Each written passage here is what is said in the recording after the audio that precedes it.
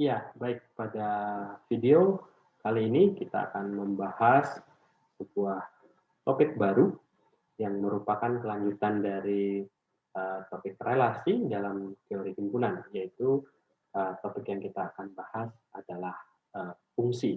Ya, tentu saja topik fungsi yang kita bahas ini adalah fungsi yang kita pandang dari yang namanya teori himpunan. Oke, karena kita belajar tentang fungsi yang merupakan kelanjutan dari topik relasi, maka saya akan mulai dengan relasi ya. Saya akan mulai relasi ya. Ya, permasalahan-permasalahan awalnya adalah relasi-relasi ya. Misalkan saya punya 3 buah relasi gitu ya. R, S, dan T. Ya, didefinisikan pada himpunan himpunan A yang anggotanya 1, 2, 3, 4 misalkan begitu ya, dan 4 anggota didefinisikan pada himpunan A ke himpunan B yang anggotanya adalah A, B, C. Okay. Nah, lalu kemudian bagaimana aturannya? Jadi semua R ini dari A ke B, relasi S pun juga dari A ke B, dan relasi T pun juga dari A ke B. Oke, aturannya adalah seperti ini ya. Jadi kita mulai dengan R ya. R-nya ini adalah anggotanya siapa saja gitu ya. R ini adalah anggotanya kan 1, A, kemudian 2, B, lalu kemudian 3, A. Oke. Lalu kemudian misalkan itu. Lalu kemudian S.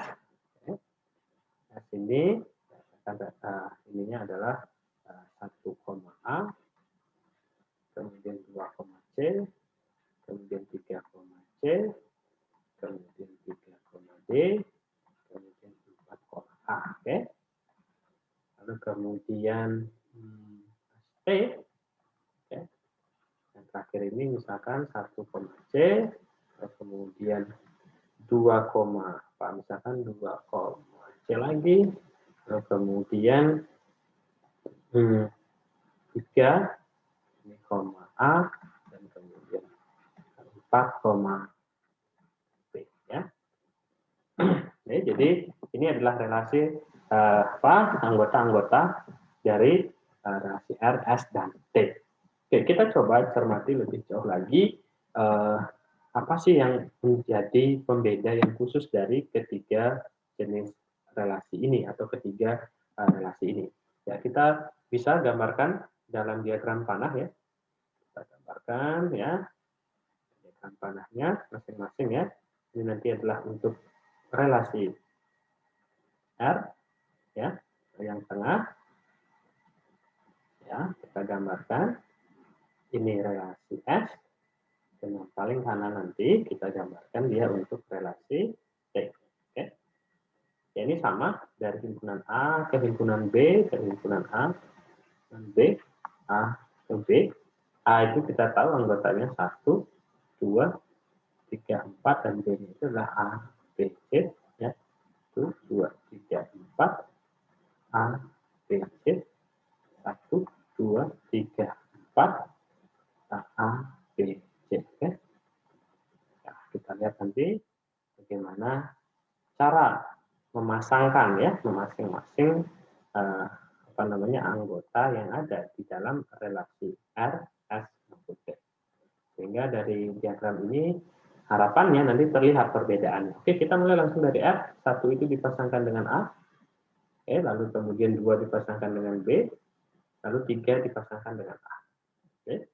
Lalu kemudian relasi S, 1 itu dipasangkan dengan A, 2 dipasangkan dengan C, 3 dipasangkan dengan C, 3, ini 3 ini tidak ada D ya, karena relasinya hanya pada A, B, C. Oke. Ini saya Oke, sehingga kan 3 ini. Oke, saya ganti 3 dipasangkan dengan A. Oke, sehingga dari 3 dengan C, kemudian 3 dengan A. Lalu kemudian 4 dengan A juga ya. 4 dengan A. Lalu kemudian yang T itu 1 dengan C. Oke, 1 dengan C. Lalu kemudian 2 dengan C ya. Oke, 2 dengan C juga. 3 dengan A. Kemudian 4 dengan C. Oke, ya. Nah, inilah menyatakan relasi T, R, S, dan T dalam cara yang berbeda ya. Kalau ini tadi ya cara menyatakan R, S, dan T dengan himpunan. Jadi relasi dipandang sebagai himpunan gitu ya. Pasangan terurut ya. Kalau gambar-gambar yang ada di bawahnya ini menyatakan relasi R, S, dan T dalam dalam diagram ya. Diagram panah ya.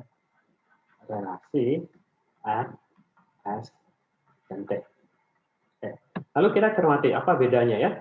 Kita lihat dulu relasi R ya yang membuatnya khusus. Relasi L adalah didefinisikan dari himpunan A ke himpunan B ya. Kita lihat di sini ya. Salah satunya yang bisa kita lihat untuk membandingkan tiga ini ya kita bisa tinjau dari himpunan A ya. Tinjauannya adalah dari himpunan A ya. Kita lihat bahwa ada ya himpunan atau ada anggota dari himpunan A yang Yang tidak mempunyai pasangan di B. Ada anggota himpunan A yang tidak mempunyai pasangan di B. Ada, yaitu berapa? Ya, itu bisa kita temukan, yaitu 4. Ya, 4 ini tidak mempunyai pasangan di B. Jadi tidak ada anggota-anggota B yang dipasangkan dengan 4. Oke. Lalu kemudian S. S ini bisa kita lihat Ya, semuanya punya pasangan. Tapi kita bisa lihat bahwa ada satu elemen di A ini pasangannya lebih dari 1 di B. Jadi kita bisa mengatakan Ada anggota himpunan A yang mempunyai lebih ya, dari 1 pasangan di B, yaitu 3 ya, dalam kurung di sini 3 dipasangkan dengan Dengan A dan juga C ya, dengan A dan C. Oke. Jadi kata kunci untuk R tadi ada yang tidak mempunyai pasangan ya, ada yang tidak mempunyai pasangan. Sementara yang S yaitu ada yang mempunyai lebih dari 1 pasangan. Lalu kemudian kita lihat yang T, kita lihat yang T di sini. Semua anggota A mempunyai pasangan, ya benar ya, mempunyai pasangan. Lalu kemudian apakah ada anggota A yang mempunyai pasangan lebih dari 1? Oke, nah, tidak ada ya. 1 ini pasangannya ini, 2 ini hanya pasangannya C, 3 ini hanya A, dan 4 ini hanya B. Jadi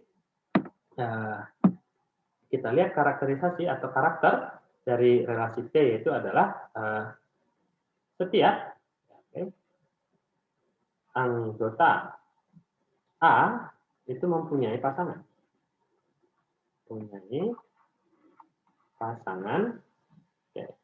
Di B.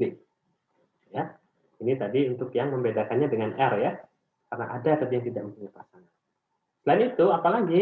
Dan ya, pasangannya bagaimana? Pasangannya tepat 1 kan? Tepat 1. Dan pasangannya tepat 1 gitu. Maksudnya tepat 1 itu apa? Ya seperti tadi. Tidak ada yang mempunyai anggota-anggota A di sini tidak ada yang mempunyai pasangan lebih dari 1. Ya, seperti yang terjadi di dalam relasi S ini, ya. Nah, inilah yang secara dari salah satu sudut pandang yang membedakan antara relasi R, relasi S dan relasi T. Ya, lalu kemudian bagaimana kita membawanya ke konsep fungsi. ya, bahwa dari sudut pandang teori himpunan, ya, fungsi itu juga merupakan relasi. Relasi yang seperti apa? Dia relasi yang lebih khusus.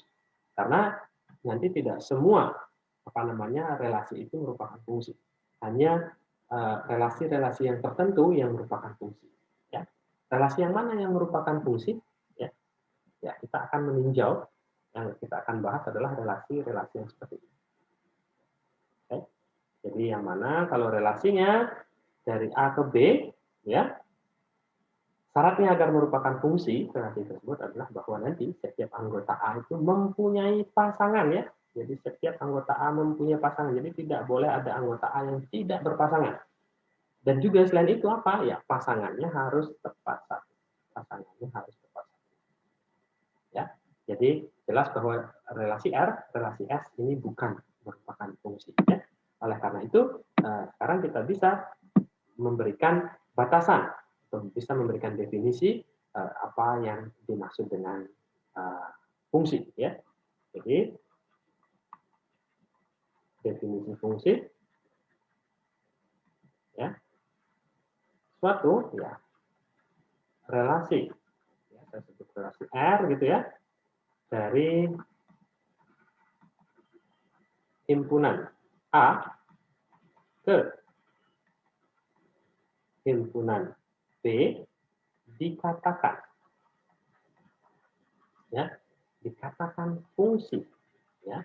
Jadi fungsi itu apa? Fungsi itu relasi. Tapi relasi yang seperti apa kan gitu ya? Jika ya, tadi setiap anggota A mempunyai tepat satu pasangan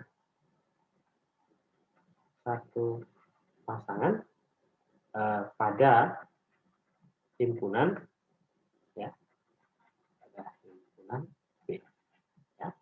Jadi sekali lagi suatu relasi R itu dikatakan fungsi, di mana relasi tersebut merupakan relasi dari himpunan A ke himpunan B jika setiap anggota himpunan A mempunyai tepat satu pasangan pada himpunan B.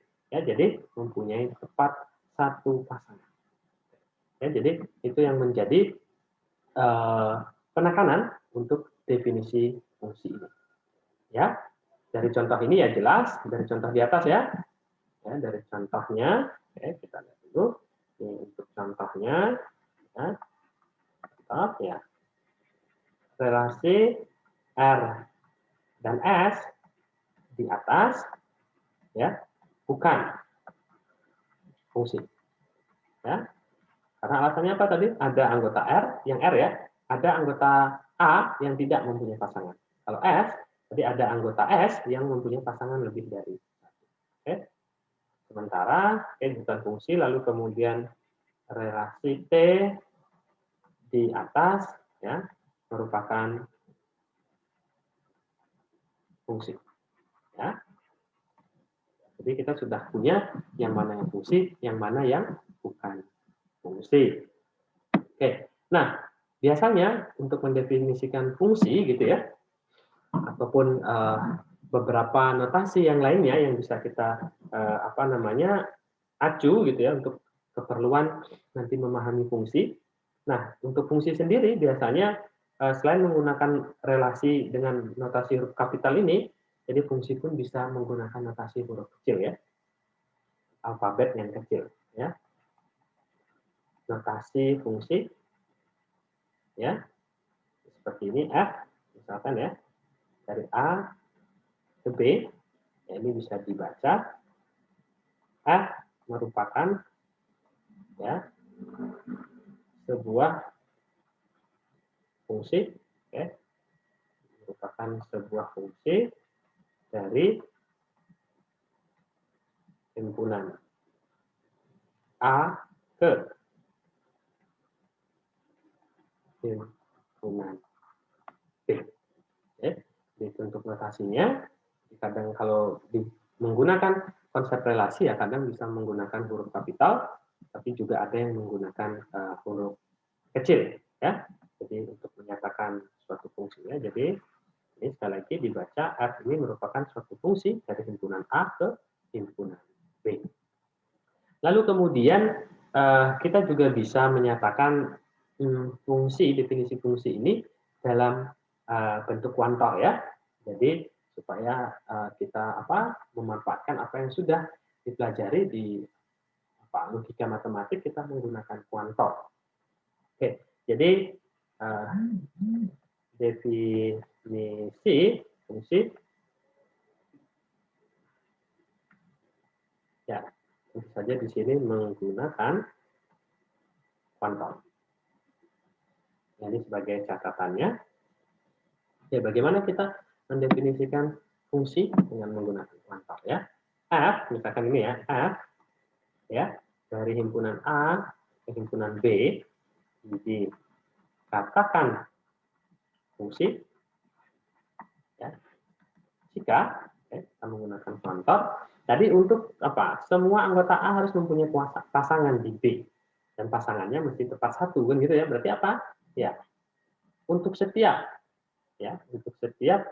anggota Untuk setiap anggota A kan gitu ya, untuk setiap X anggota A, X anggota A, maka dia harus mempunyai pasangan kan gitu ya, maka harus ada pasangannya Y ini anggota B ya. Sedemikian sehingga ya X, Y ini adalah anggota dari F. Ya. Nah, karena selain setiap anggota A itu mempunyai pasangan, pasangannya pun harus tepat satu ya. Sehingga ini bisa kita gunakan seperti ini ya. Ini notasi kalau dibaca ya untuk notasi ini ya, notasi yang notasi yang ini ya, itu dibaca adalah terdapat dengan tunggal ya atau tepat terdapat satu ya. Ini dibaca terdapat dengan tunggal atau terdapat tepat satu ya. Jadi untuk setiap X anggota A terdapat dengan tunggal atau terdapat tepat satu anggota B yaitu Y, demikian sehingga X ini dipasangkan dengan Y. Oke. Jadi ini bisa digunakan untuk menyatakan fungsi dengan kuantor ya. Oke, lalu kemudian kita akan lihat beberapa contoh gitu ya lainnya, relasi itu apakah merupakan fungsi atau bukan ya. Kita lihat contoh-contohnya. Contoh. Oke, kalau tadi sudah ya relasi R ST, ya kita lanjutkan berarti contoh nomor 4. Oke, contoh nomor 4 misalkan ya suatu relasi, misalkan suatu relasi G ya, dari mana ini? Dari himpunan ya, bilangan bulat ke himpunan semua bilangan bulat gitu ya. Dengan ya, definisi apa? Definisinya adalah misalkan X, Y ini adalah anggota G ya. Jika misalkan X kuadrat sama dengan Y kuadrat. Ya, seperti relasi yang kita tahu sebelumnya ini ya. Pertanyaannya apakah G ini fungsi kan gitu ya. G ini fungsi. Oke, kita coba lihat. Sebenarnya ada dua ya dari definisi ini kita mempunyai dua makna ya, dua arti ya. Pertama kita harus menunjukkan setiap anggota A itu mempunyai pasangan. Jadi dari sini sebenarnya ada dua syarat untuk fungsi gitu ya. Setiap anggota A itu mempunyai pasangan di B dan pasangannya itu mesti tepat satu. Jadi ada dua syarat di sini ya. Syaratnya itu yang pertama ya. Setiap anggota A punya pasangan ya. Punya pasangan, lalu kemudian syarat yang kedua pasangannya tepat satu.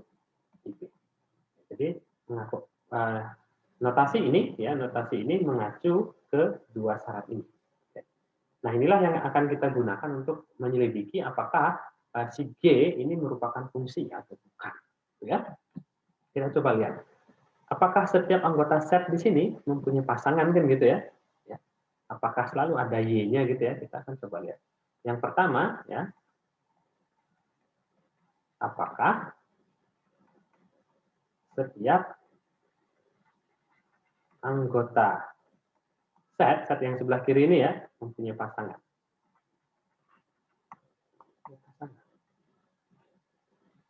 Oke, itu yang pertama. Dan lalu nanti yang kedua kita tunjukkan atau kita selidiki apakah pasangannya tepat satu. Dan itu mesti dua-duanya terpenuhi. Kalau yang pertama sudah tidak terpenuhi ya jelas G ini bukan fungsi. Jadi G itu harus memenuhi kedua syarat tadi. Oke. Ya bagaimana caranya? Ya kita coba saja ambil gitu ya. Ambil ya. Sekarang X anggota set ya. Oke, akan diselidiki. Oke. Akan diselidiki apa? Akan diselidiki apakah ada Y anggota Z. Nah, tentu saja set ini dan set ini ya. Sedemikian sehingga X, Y ini adalah anggota dari G. Bagaimana syarat anggota dari G ya ini tadi, X kuadrat sama dengan Y kuadrat. Apakah selalu kalau saya ambil X gitu ya, misalkan saya ambil 1, apakah selalu saya bisa memasangkannya gitu ya? 1 itu pasangannya berapa teman gitu. Ya, saya kira ini mudah ya untuk untuk dicari anggotanya ya, tinggal pilih ya. Pilih Y-nya sama dengan X kan. Kalau saya ambil 1 ya, pasti pasangannya akan 1. Karena apa? Karena berlaku ini. 1 kuadrat ya sama dengan 1 kuadrat kan gitu ya. Pilih Y sama dengan X ya. Sehingga apa? Sehingga yang X tadi ini, X kuadrat ini akan sama dengan Y kuadrat. Yang mana Y kuadrat ini kan X gitu ya. Nah, ini kan selalu benar. Oke, jadi artinya apa ya? Kita selalu bisa menemukan pasangannya. Ya. Jadi apa?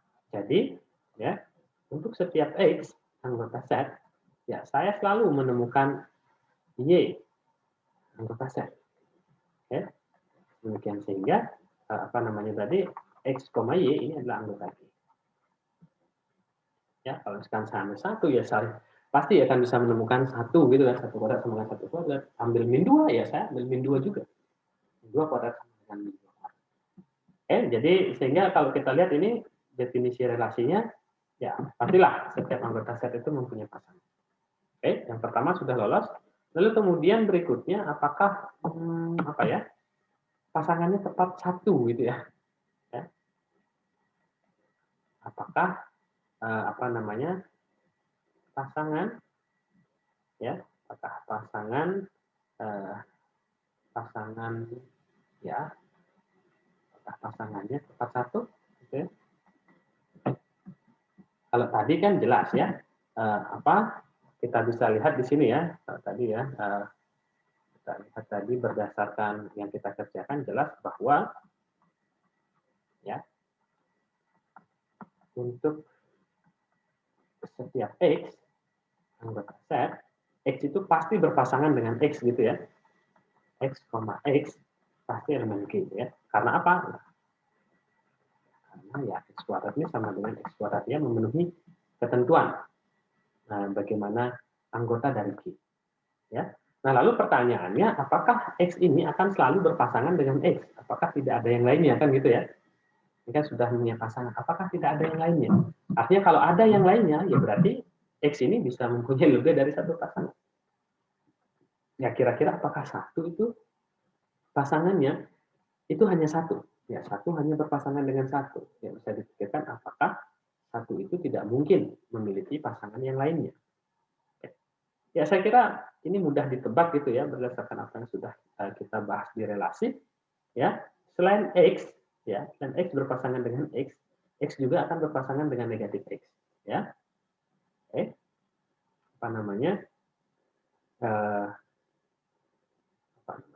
untuk X anggota set ya juga berlaku X kuadrat ini sama dengan negatif X dikuadratkan. Ini sama dengan X kuadrat kan. Nah, sehingga ini artinya apa? Untuk X ini artinya apa? Ya, X juga berpasangan dengan negatif X. X pasangan dengan negatif X. Ya, jadi ini X, negatif X dia adalah anggota G. Nah, lalu di sini apa yang bisa kita simpulkan? Ya, berarti apa? Ya, pasangannya tidak tepat satu, gitu ya. Ini jawabannya tidak. Ya, pasangannya tidak tepat satu. Oke. Ya, jadi apa? Ya, ini ya kita bisa apa namanya? Kita bisa peroleh ya. Diperoleh ya. Ya kita bisa mengatakan ada gitu ya. Ada X anggota set ya. X, X anggota G dan negatif X anggota G, yang artinya apa? X mempunyai lebih dari satu pasangan. Oke, jadi kita sudah lihat syarat yang kedua tidak dipenuhi oleh relasi G, ya. Lalu bisa kita simpulkan apa? Jadi ya G ini bukan fungsi. Oke, sudah ya. Jadi G itu bukan fungsi. Nah, kalaupun dilihat dari gambarnya atau kita apa namanya bisa dilihat secara visual gitu ya untuk relasi G ini ya. Oke, kalau kita gambar ya. Jadi ini adalah relasi G dari himpunan semua bilangan bulat ke himpunan semua bilangan bulat ya. Mulai dari 0, misalkan di situ ini 1, 2, jadi dan seterusnya min 1, oke. Lalu kemudian berapa ini ya, min 2, oke, dan seterusnya ya di sini juga sama 0, 1, 2, dan seterusnya min 1, min 2, dan seterusnya. Ya. Ya relasinya dari sini ya, dari set ke set. Ya kita tahu kalau 0 ini relasinya tadi apa? X kuadrat sama dengan Y kuadrat. Oke, lalu kemudian 1 ya. 1 ini dipasangkan dengan 1. Lalu kemudian selain ini 1 akan dipasangkan dengan ya, 2 ya. 2 ini akan dipasangkan dengan berapa? Ya, 2 itu dipasangkan dengan 2. Ini 2 juga bisa dipasangkan dengan min 2. Ya. Kuadratnya sama. Itu pun juga min 1 ya. Min 1 ini bisa dipasangkan dengan min 1, itu bisa dipasangkan dengan 1. Ya. Ya dari diagram ini sebenarnya sudah nampak gitu ya. Sudah nampak jelas sekali bahwa apa? Bahkan hampir semua kecuali 0 ya. Anggota Z yang sebelah kiri ini mempunyai pasangan lebih dari 1. Ya. Atau dengan ini pasangannya ada 2 kecuali 0. Oke, jadi inilah yang memperlihatkan apa? Diagram panah ya. Panah, oke, diagram panah. Ini adalah diagram panah dari relasi G. Ya, jadi G ini bukan merupakan apa? Fungsi. Oke, kita ke contoh berikutnya. Oke, kita bahas contoh 5. Ya sekarang kita coba lagi dengan FG misalkan relasi H. Ya, ini dari himpunan semua bilangan real ke himpunan semua bilangan real. Oke, lalu kemudian dengan definisi, ya, baik, definisinya adalah X, Y ini adalah anggota H, jika dan hanya jika X ini sama dengan 2Y plus 1. Misalnya demikian. Ya sama juga, apakah ya H ini merupakan fungsi. Ya kita coba lihat yang pertama ya. Kita lihat apakah ya setiap anggota R mempunyai pasangan.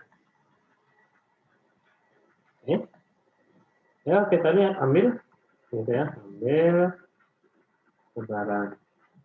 Ya, misalkan A itu anggota R, ya kita coba lihat apakah nanti A ini mempunyai pasangan di R sini. Ya. Kita bisa coba ya, kalau saya pilih A-nya ini adalah 1, bisa nggak saya nemuin Y-nya gitu ya, supaya 1 sama dengan 2 kali Y tambah 1. Gitu. Oke. Kalau 1 ya berarti apa? Y-nya 0 gitu ya. 1 Y-nya 0. Oke, sebenarnya ini bisa kita ini kan ya.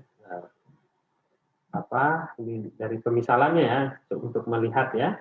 Misal A-nya sama dengan 1, bisa nggak saya nemuin B gitu ya, B di R sini gitu kan. B-nya adalah berapa? B-nya adalah 0 kan gitu kan. Dan A-nya 5, B-nya berapa kira-kira? Kan 5 sama dengan 2 kali Y tambah 1. Berarti B-nya adalah 2 gitu ya. Lalu kemudian A-nya 0, kira-kira B-nya berapa? Gitu. Supaya 0 itu sama dengan 2 kali B tambah 1 kan gitu kan. B-nya itu adalah min setengah ya.